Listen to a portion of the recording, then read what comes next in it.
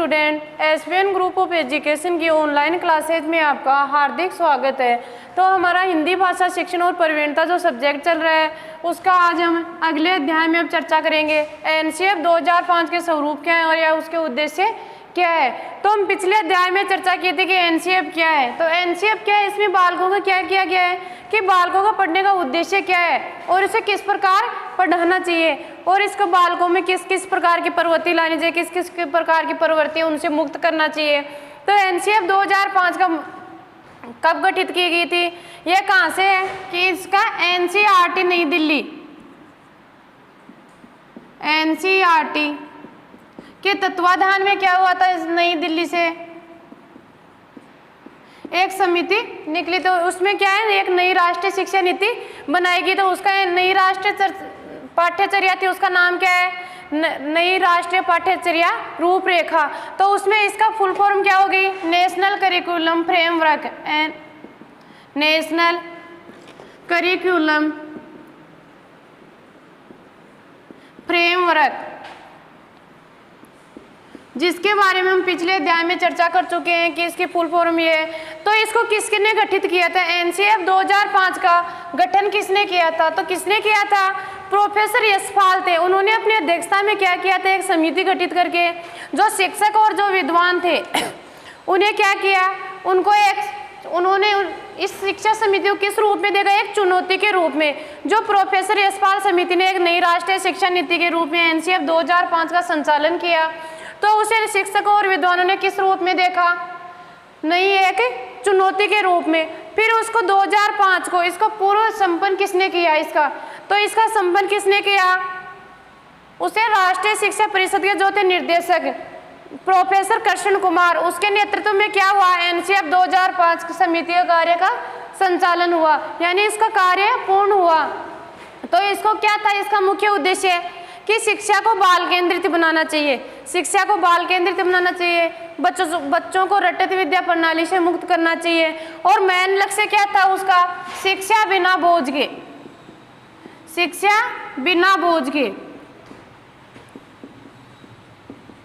ये इसका सामान्य परिचय हो गया कि शिक्षा बिना बोझ के होनी चाहिए, बच्चों को रटत प्रणाली से मुक्त करना चाहिए। और इसके अंतर्गत फिर क्या था, एक एनसीएफ का मिशन मोड था। मिशन मोड में क्या था, व्यवसायिक शिक्षा प्रशिक्षण, कि शिक्षा को व्यवसाय से भी जोड़ा जाना चाहिए। शिक्षा को व्यवसाय से जोड़ा जाना चाहिए तो बच्चों का या उनके समाज का क्या होगा, आर्थिक स्तर अधिक मजबूत होगा। तो इसके ये मुख्य उद्देश्य हो गए थे। अब आज हम चर्चा करते हैं कि नई राष्ट्रीय शिक्षा नीति 1986 क्या कहते हैं एनसीएफ 2005 के बारे में। नई राष्ट्रीय शिक्षा नीति, नई राष्ट्रीय शिक्षा नीति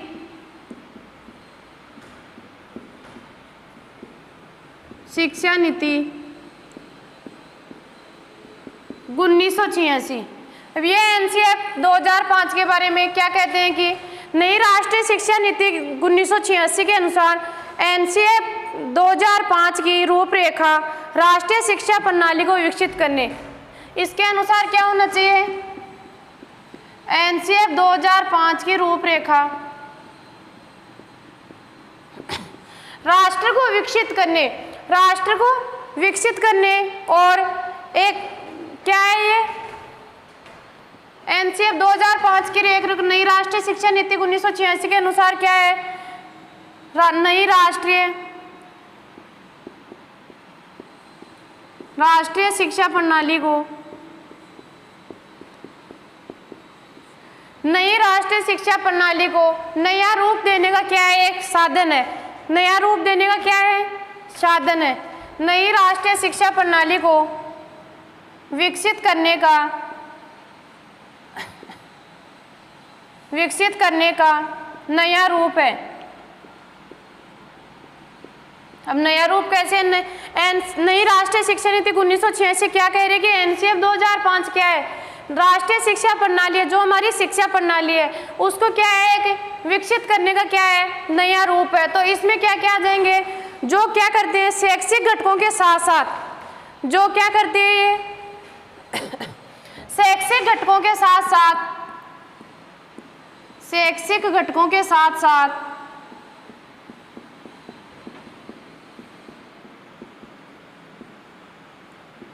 भौगोलिक, सांस्कृतिक।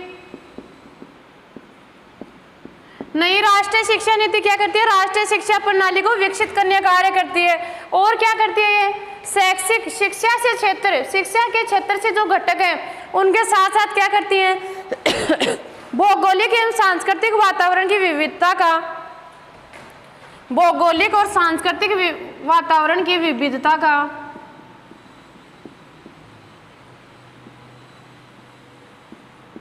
भौगोलिक और सांस्कृतिक वातावरण की विविधता क्या दे रही है? हमें परिचय दे रही है। तो इसमें शिक्षा के घटकों के साथ साथ क्या करना चाहिए? भौगोलिक और सांस्कृतिक वातावरण की विविधता का उत्तरदायित्व निभाते हुए मूल्यों का आधार विकसित कर रही है। विविधता का दायित्व निभाते हुए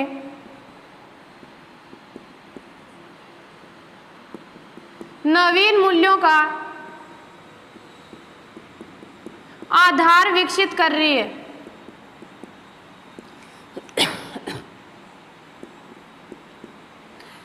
अब देखते हैं हम नई राष्ट्रीय शिक्षा नीति 1986 एनसीएफ 2005 के बारे में क्या कहती है कि इनके अनुसार एनसीएफ 2005 की रूपरेखा क्या है? नई राष्ट्रीय शिक्षा प्रणाली है। तो उसे नई राष्ट्रीय शिक्षा प्रणाली को क्या कर रहे हैं कि विकसित करने का नया रूप दे रहे हैं कि शिक्षा को प्राचीन रूप से क्या आधुनिक में क्या करना चाहिए? उसमें कुछ परिवर्तन करने चाहिए। पहले की शिक्षा और अब की शिक्षा में कुछ परिवर्तन करने चाहिए। तो उन परिवर्तनों में क्या होगा कि शैक्षिक घटक में क्या आ जाएंगे? शिक्षक, शिक्षार्थी और पाठ्यक्रम। तो उसके अलावा क्या है? भौगोलिक और सांस्कृतिक वातावरण की विविधता कि जो शिक्षा हमारी कहाँ तक सीमित रह गई विद्यालय में? तो शिक्षा के घटक 3 कौन से हो गए? शिक्षा के घटक, शिक्षा के 3 घटक हो गए, शिक्षक, शिक्षार्थी और तीसरा क्या हो गया? पाठ्यक्रम। तो इनके अलावा भी क्या है? ये तो हमारा हो गया ज्ञान विद्यालय स्तर तक सीमित हो गया। तो विद्यालय स्तर से अलावा भी हम क्या देखना चाहते हैं? जो हमारे आसपास का वातावरण है, समाज है, उनसे भी बच्चा क्या सीखता है? प्रकृति है हमारी, तो उनसे क्या करेगा? बच्चा कुछ सीखेगा। तो इसके आगे क्या आ जाएगा कि इसके शिक्षक, शिक्षार्थी और पाठ्यक्रम से अलग हटके हमें बच्चे को क्या देना चाहिए? भौगोलिक और सांस्कृतिक, हमारा कल्चर कैसा है, हमारी परंपराएं कैसे है, हमारा वातावरण कैसा, माहौल कैसे। तो बच्चे को जैसा माहौल मिलेगा तो बच्चा क्या करेगा? उसी माहौल के अकॉर्डिंग ज़्यादा सीखने की कोशिश करे। तो बच्चों को कैसा वातावरण मिलना चाहिए? अच्छा माहौल मिलना चाहिए जिससे उसका दिमाग विकसित होगा। उसके अंतर्गत अनेक प्रकार की बच्चाहीन भावनाओं से ग्रस्त नहीं होगा। तो उसमें क्या है कि शिक्षा के जो घटक है, शिक्षक, शिक्षार्थी और पाठ्यक्रम, उनके साथ साथ बच्चों को क्या करना चाहिए? नई राष्ट्रीय शिक्षा नीति 1986 के अनुसार उसके भौगोलिक, जो भूगोल में आ जाएंगे उनके प्राकृतिक वातावरण है, सांस्कृतिक में आ जाएगा जो हमारा कल्चर का जो हमारी परंपराएं हैं, जो हमारे त्योहार वगैरह, तो उनमें सांस्कृतिक में आ जाएंगे। तो उसके वातावरण की विविधता का दायित्व निभाते हुए क्या करना चाहिए?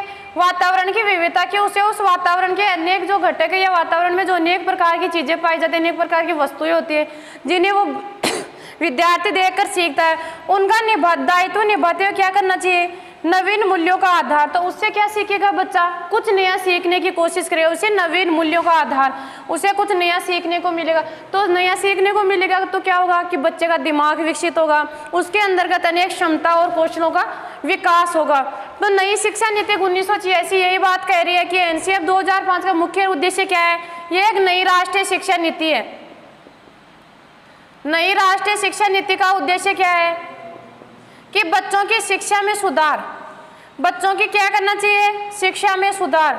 जब शिक्षा में सुधार होगा तो बच्चों का क्या होगा? व्यवसायिक ढांचा या उनके लक्ष्य तक पहुंचने में मदद मिलेगी। तो एनसीएफ 2005 की रूपरेखा कैसी होनी चाहिए? नई राष्ट्रीय प्रणाली है जो शिक्षा की, उसे विकसित करने का नया रूप देना चाहिए। नया रूप देने के साथ साथ उसे क्या करना चाहिए? शैक्षिक घटकों के साथ साथ यानी शिक्षा को विद्यालय तक सीमित न रखकर क्या करना चाहिए? उसे सांस्कृतिक और भौगोलिक वातावरण की विविधता का दायित्व निभाते हुए क्या करना चाहिए? बच्चे को नवीन मूल्यों का आधार प्रदान करना चाहिए। ये वाक्य देखते हैं हम कि इसमें क्या है कि एनसीएफ 2000 के अध्याय के प्रथम अध्याय में क्या किए गए हैं? शिक्षा के विभिन्न सुझाव और कमियां बताई गई हैं।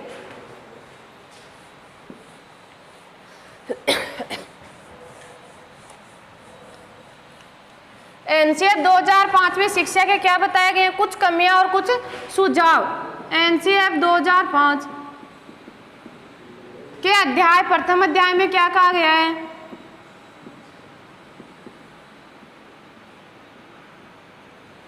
में शिक्षा के सुझाव और कमियां।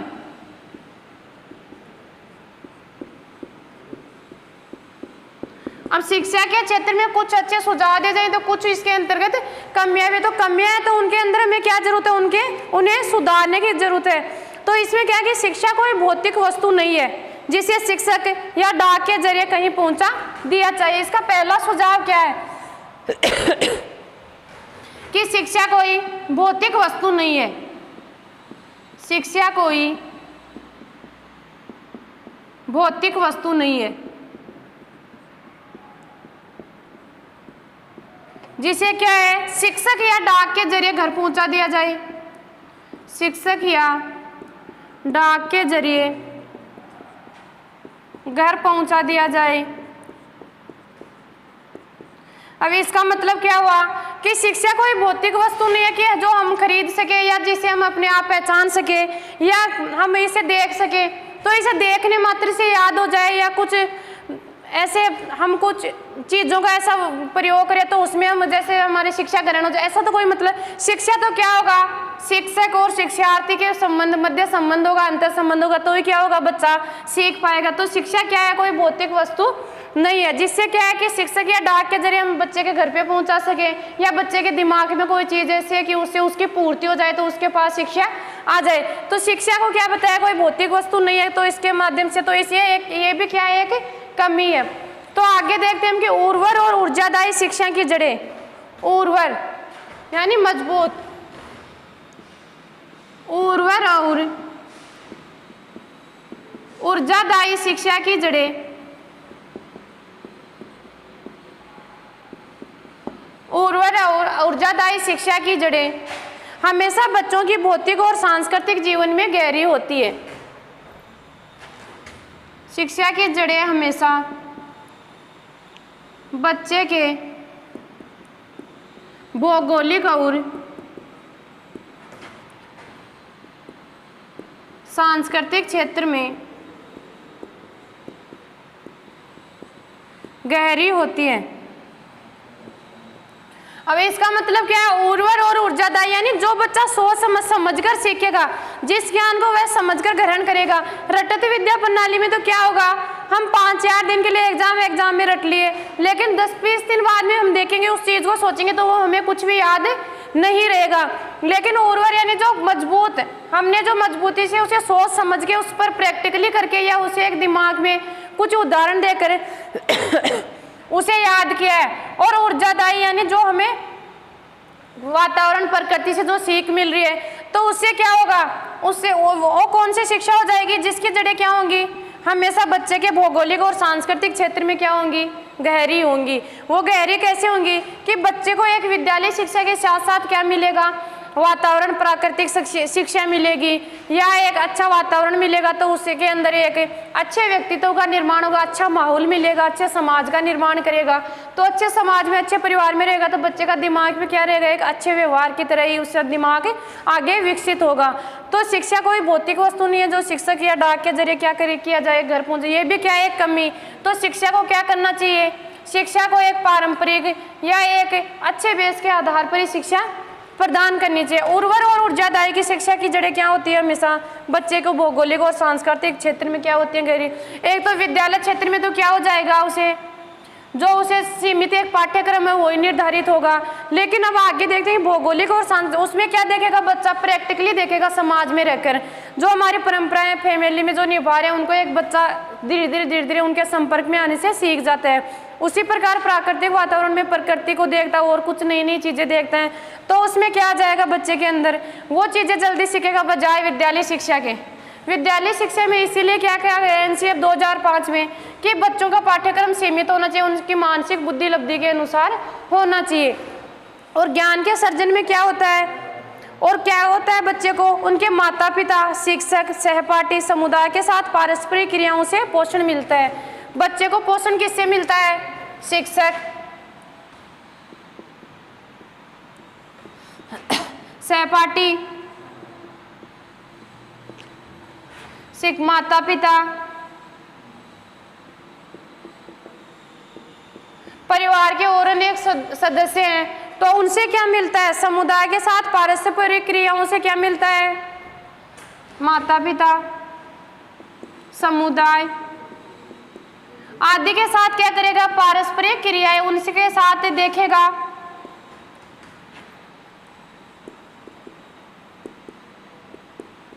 बच्चे को क्या मिलेगा? पोषण, यानी कुछ नया सीखने को मिलेगा। उसे विद्यालय क्षेत्र का ज्ञान होगा या उससे शिक्षा के क्षेत्र में रहे तो उनके किस किस से मिलेगा? ये शिक्षक है, विद्यालय में आएगा तो शिक्षक से सीखेगा। या सहपाठी के पास में ऐसे अगर कोई बात है तो उसे कुछ समझ में नहीं आ रहा तो वह अपने सहपाठी से मदद ले सकता है। घर पर कोई घर का माहौल या कोई वातावरण तो ऐसा क्या है कि माता पिता से पूछ सकता है ऐसी कोई बातें। समुदाय में भी सीखता है बच्चा तो उससे क्या हो गया कि कुछ पारस्परिक इनसे क्रियाएं करेगा। बच्चा किन से पारस्परिक क्रियाएं करेगा? शिक्षक है, सहपाठी है, माता पिता है और समुदाय है।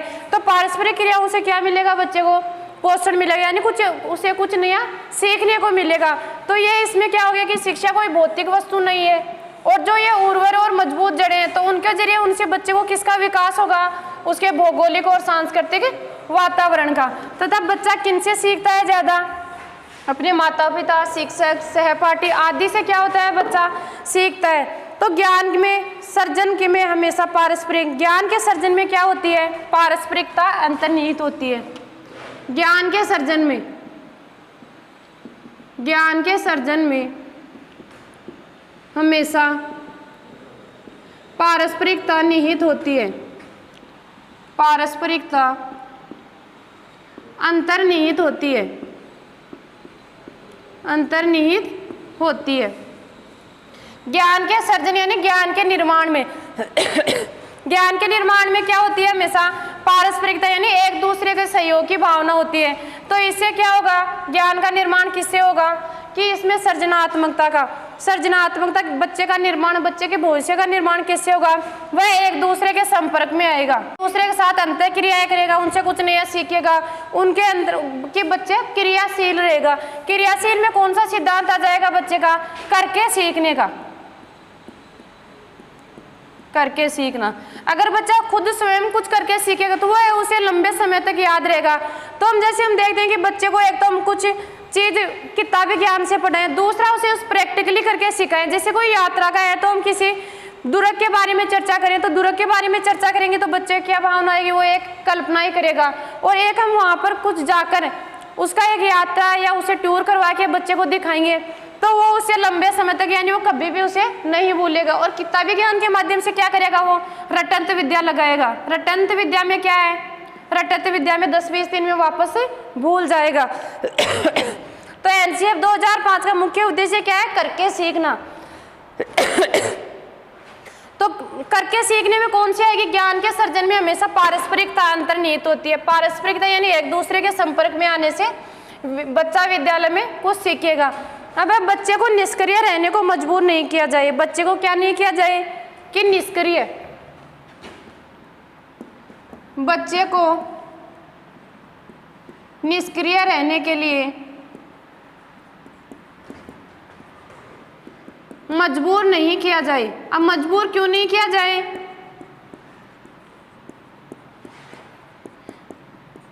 क्योंकि बच्चा फिर क्या सीखेगा? अगर हम बच्चे को शिक्षक पढ़ा रहा है, अपने किसी पे ध्यान ही नहीं दे रहा, बस ओनली उसे अपने बिंदुओं पर ध्यान दे रहा है, ऐसे उसे पता नहीं क्लास में 50 बच्चे बैठे हैं तो उनमें 5 ध्यान दे रहे हैं, 5 सो रहे हैं, 5 और कुछ कर रहे हैं, तो उसमें बच्चे क्या हो जाएंगे? शिक्षक ध्यान नहीं, बच्चे निष्क्रिय हो जाएंगे। तो शिक्षक में ऐसी भावना नहीं होनी चाहिए।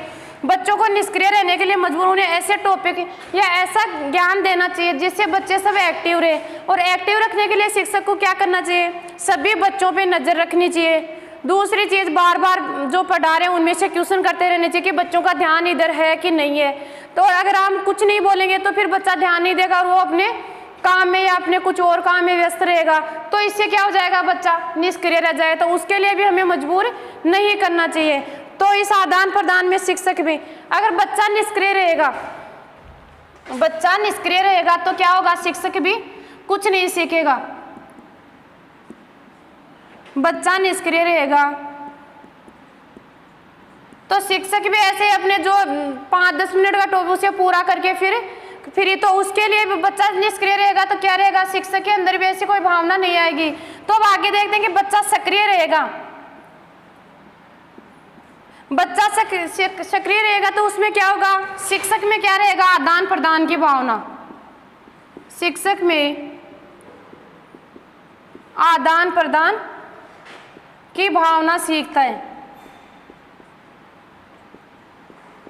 बच्चा क्या सीख रहा है, अगर बच्चा सक्रिय है तो शिक्षक भी क्या कर रहा है, आपस में विचार विमर्श करा, विचार विमर्श करेगा तो बच्चा क्या, शिक्षक भी सीखेगा कि उसे भी कुछ सीखने को, उसे भी कुछ नया ज्ञान या बच्चों के साथ ऐसी भावना व्यक्त करने का मौका मिलेगा। तो बच्चा भी उसमें सक्रिय रहेगा और शिक्षक भी सक्रिय रहेगा। अगर बच्चा निष्क्रिय तो शिक्षक भी 100% निष्क्रिय रहेगा, उसे भी कोई मतलब नहीं, पढ़ाया तो पढ़ाया, नहीं पढ़ाया तो नहीं पढ़ाया। तो इसके लिए हमें क्या है, बच्चे को निष्क्रिय रहने के लिए हमें क्या करना चाहिए, मजबूर नहीं करना चाहिए। क्योंकि बच्चा निष्क्रिय रहेगा तो शिक्षक भी क्या करेगा, निष्क्रिय रहेगा, उन्हें कोई मतलब ही नहीं है। अगर बच्चा सक्रिय रहेगा तो शिक्षक में क्या होएगी, आदान प्रदान की, अपने विचार व्यक्त करने की, बच्चों से कुछ सीखने की, बच्चों को कुछ नया ज्ञान उगलवाने की। कि बच्चे को कोई क्वेश्चन नहीं आ रहा तो उसे पॉजिटिव पुनर्बलन देकर क्या करना पड़ेगा, बच्चे से कुछ क्वेश्चन उगलवाने होंगे या उसे एक पॉजिटिव पुनर्बलन के माध्यम से उसे कुछ नया ज्ञान प्रदान करेंगे। तो बच्चे को, शिक्षक को क्या करना चाहिए, सबसे पहले बच्चे के पूर्व ज्ञान का पता लगाना चाहिए। बच्चे के पूर्व ज्ञान, तो पूर्व ज्ञान का पता कब चलेगा, जब उसे बच्चे को प्रस्तावना के माध्यम से, जैसे हमारा टॉपिक एनसीएफ 2005 है तो हम इसके माध्यम से निकलाएंगे क्वेश्चन। तो इसका एक लेसन चला तो इसके माध्यम से हम क्या करेंगे, कुछ क्वेश्चन ऐसे डालेंगे कि उससे उसका अर्थ लास्ट में ऐसे एनसीएफ 2005 हमारी जो पाठ्यचर्या की रूपरेखा वो आ जाए। तो हम क्या करेंगे कि ये कौन सी एनसीईआरटी हमारी कहाँ है, तो एनसीईआरटी के तत्वाधान में कौन सा कार्य किया गया। तो ये क्या हो गया, हमारा बच्चे का पूर्व ज्ञान हो गया कि बच्चे को एनसीएफ 2005 से पहले कुछ पूर्व ज्ञान भी पता है क्या, इसके बारे में कुछ पहले भी सुना है क्या। तो पूर्व ज्ञान उगलवाने के लिए क्या करना पड़ेगा, हमें मूर्त से मूर्त की ओर जाना पड़ेगा। मूर्त से मूर्त की ओर जाएंगे तो क्या होगा, बच्चे को पूर्व ज्ञान का पता चलेगा। कुछ चार्ट मॉडल है, इनके माध्यम से हम बच्चों को शिक्षा दे सकते हैं। उनमें क्या है, जैसे कोई घोड़ा है तो घोड़े को शिक्षा, घोड़े के बारे में हम कैसे वर्णन करेंगे, कोई घोड़ा है उसे देखकर हम बच्चे को बता देंगे घोड़ा, फिर उसे कैसे सिखाएंगे, उसके हाव मॉडल बना के, यानी उसका चित्र बना के कॉपी में, तो बच्चे को क्या समझ में आएगा, हाँ ऐसा हमने देखा था, ऐसा ऐसे होता है। तो इसके माध्यम से बच्चा क्या सीख रहा है, मॉडल या चार्ट के माध्यम से भी बच्चा सीख रहा है। तो इसलिए बच्चे को निष्क्रिय नहीं रखना चाहिए, बच्चे को क्या रखना चाहिए, सक्रिय। तो शिक्षक के मध्य भी क्या होगा, आदान प्रदान होगा भावों का, विचारों का। अब आगे देखते हैं कि बड़ों के मुकाबले बच्चों में अवलोकन और अनुभूति से अधिक गहराई होती है। बड़ों के मुकाबले बच्चों में क्या होती है, बड़ों के मुकाबले बच्चों में अवलोकन और अनुभूति की भावना, अवलोकन और अनुभूति की भावना अधिक होती है। अब इसमें क्या है, बड़ों के मुकाबले यानी बच्चों में दिमाग क्या होता है, बड़ों से ज्यादा होता है। जैसा हमारे साइकोलॉजी मनोवैज्ञानिकों ने भी स्पष्ट किया है कि बच्चों में बड़ों की अपेक्षा बच्चों का ज्ञान दोगुना होता है 5-6 साल की उम्र तक। फिर धीरे धीरे जैसे बच्चे का दिमाग विकसित होता जाता है तो बच्चे का भी एक बड़ों की तरह क्या होता है, दिमाग का थोड़ा थोड़ा जैसे उसे ज़्यादा ज्ञान मिलेगा उसका दिमाग का संतुलन भी बड़ों के बराबर होता जाएगा। लेकिन बचपन में क्या होता है, जब उन्हें सीखने की एक जिज्ञासु प्रवृत्ति होती है तो उसमें क्या होता है, बड़ों के मुकाबले बच्चों में क्या होती है, अवलोकन, यानी किसी एक दूसरे को देखकर सीखने की। अवलोकन यानी देखना, और अनुभूति एक दूसरे के हम संपर्क में आकर उसके जैसे अनुभव कॉपी करना। तो ये क्या हो गई, उसे महसूस करना, दूसरों को देखकर स्वयं के अनुभवों को महसूस करना। तो उसे स्वयं के अनुभव में व्यक्त करेंगे तो बच्चा क्या करेगा, सीखेगा। और अवलोकन यानी कोई देख रहा हम किसी चीज को तो उसे देखकर ज्यादा हमें सीखने की इच्छा होगी। तो बच्चों में क्या होती है, जिज्ञासा प्रवृत्ति होती है, बड़ों के मुकाबले अवलोकन और अनुभूति में अधिक गहराई होती है। अब इसकी रूपरेखा के बारे में देखते हैं, जिसमें शिक्षक और इस एनसीएफ 2005 की रूपरेखा।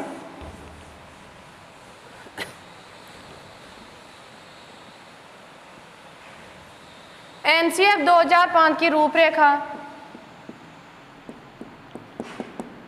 इसके अंदर क्या होता है कि एनसीएफ 2005 राष्ट्रीय पाठ्यचर्या की रूपरेखा क्या है,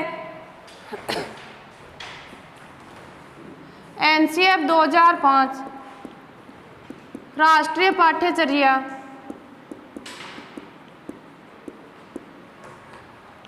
की रूपरेखा हमें क्या प्रदान कर रही है? एक नई रूपरेखा। क्या प्रदान कर रही है? एक नई रूपरेखा प्रदान कर रही है। एनसीएफ 2005 की राष्ट्रीय पाठ्यचर्या की रूपरेखा में क्या कर रही है? एक नई नई शिक्षा नीति को क्या दे रही है? एक नया रूप। शिक्षा नीति को क्या दे रही है? नया रूप। नया रूप कैसे? बच्चों की शिक्षा को क्या करना चाहिए? बाल केंद्रित, बच्चों का अनुशासन पर वातावरण शौच होना चाहिए, विद्यालय का माहौल या विद्यालय की जो गतिविधियां उसे बच्चे के संपर्क में क्या करना चाहिए? अभिभावक के संपर्क में भी रखना चाहिए कि बच्चे को कितना क्या रिजल्ट रह रहा है। अब देखते हैं कि जिसमें शिक्षक और स्कूल उन अनुभवों की योजना बना सकते हैं। नई रूपरेखा है तो उसमें क्या कर सकते हैं? शिक्षक और बच्चे क्या करते हैं? शिक्षक और बच्चे नए अनुभवों की रूपरेखा बनाते हैं। नए अनुभवों की क्या करते हैं? रूपरेखा बनाते हैं। शिक्षक और बच्चे क्या करते हैं? नए नए अनुभव से सीखते हैं। तो राष्ट्रीय पाठ्यचर्या का मुख्य स्वरूप क्या हो गया? नई रूपरेखा प्रदान करना। नई रूपरेखा में क्या करेंगे? शिक्षक और बच्चे अपने अनुभवों द्वारा इनके स्वयं के अनुभवों के द्वारा नई रूपरेखा का निर्माण करते हैं। अब देखते हैं आगे, यह शैक्षिक उद्देश्य, शैक्षिक अनुभव, संगठन, शिक्षार्थी का आकलन जैसे 4 मुद्दों को संबोधित करता है। अब नई शिक्षा नीति के 4 मुद्दे कौन कौन से हैं? नई शिक्षा नीति के 4 मुद्दे।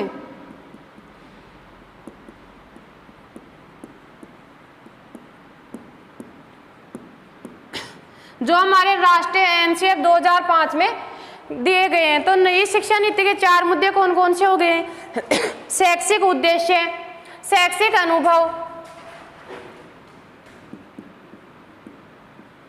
शैक्षिक उद्देश्य, दूसरा है शैक्षिक अनुभव,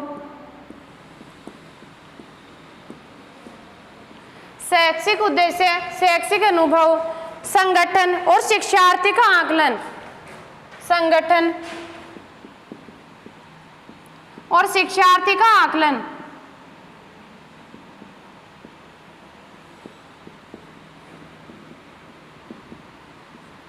तो नई शिक्षा नीति क्या करती है? एनसीएफ 2005 में 4 मुद्दे हैं उनमें कि शिक्षा का उद्देश्य क्या है। तो शिक्षा का उद्देश्य कौन सा हो गया?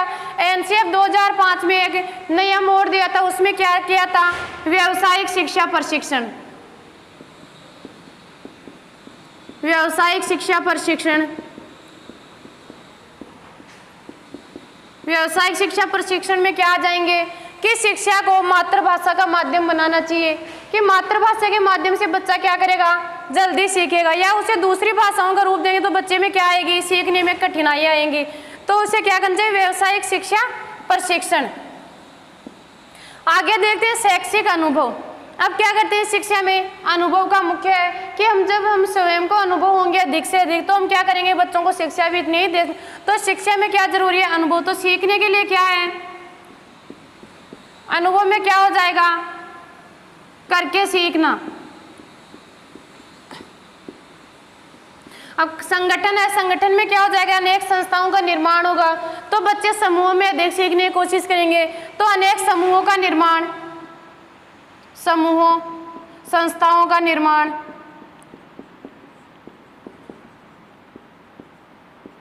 आगे देखते हैं शिक्षार्थी का आकलन। देखो इसमें शैक्षिक उद्देश्य तो व्यावसायिक शिक्षक प्रशिक्षण दिया जाएगा। बच्चों को अनेक परीक्षा प्रणाली में सुधार करने होंगे, उनको मातृभाषा के माध्यम से शिक्षा दी जाएगी। मूर्त से अमूर्त की ओर बच्चे को शिक्षा का माध्यम बनाया जाएगा या ज्ञात से अज्ञात की ओर बनाया जाएगा। तो उसमें ज्ञात से अज्ञात में आ जाएगा बच्चे को पूर्व ज्ञान पर आधारित होना चाहिए बच्चे का पाठ। तो पूर्व ज्ञान पर आधारित होगा तो कौन सी विधि हो गई? पूर्व ज्ञान में कौन सी विधि आ गई? ज्ञात से अज्ञात की ओर। ज्ञात से अज्ञात की ओर होगा तो पहले क्या होगा, बच्चे को कोई सरल ज्ञान तो माध्यम का पता है, लेकिन फिर वो कुछ नया सीखने की कोशिश करे तो नया सीखेंगे तो उससे पहले बच्चे को क्या करना चाहिए, उसका पूर्व ज्ञान निकलवाना चाहिए। तो पूर्व ज्ञान किससे होगा, शैक्षिक अनुभव, जब हम अपने अनुभवों द्वारा बच्चे को नए नए क्वेश्चन करके सरल टाइप में जो क्वेश्चन करेंगे तो बच्चे का क्या होगा, उसमें पूर्व ज्ञान विकसित होगा। अनेक संगठन संस्थाएं हैं, तो बच्चा अगर समुदाय में रहेगा तो समुदाय में भी कुछ नया सीखने को मिलेगा। जब ये तीनों चीजें हो रही तो फिर बच्चे का मूल्यांकन होगा लास्ट में, कि लास्ट में हम क्या देखते हैं कि बच्चे को ने कितना क्या सीखा है, कि हमारे पढ़ाने का या उसी में कितना शिक्षक का क्या महत्व रहा है। तो ये किसके माध्यम से होगा, शिक्षार्थी का आकलन। तो इसमें हो गया शैक्षिक उद्देश्य में आ गया हमारे जो विद्यालय में जो शिक्षा प्रणाली चलती है उसमें पढ़ाना, फिर अनुभव कि हम बच्चे को कितना अपना शिक्षा दे रहे हैं, फिर संगठन यानी विद्यालय एक समाज या संस्था के रूप में कार्य कर रहे हैं। तो लास्ट में विद्यार्थी का मूल्यांकन किससे करेंगे, परीक्षा के माध्यम से। तो परीक्षा के माध्यम से उसका लास्ट स्कोर रहेगा, उसके आधार पर बच्चे के मूल्यांकन का पता चलेगा कि बच्चा कितना क्या सीखा है। तो ये हो गए हमारे आज एनसीएफ 2005 के स्वरूप, और आगे हम चर्चा करेंगे एनसीएफ 2005 की विशेषताओं के बारे में अगले अध्याय में। Thank you.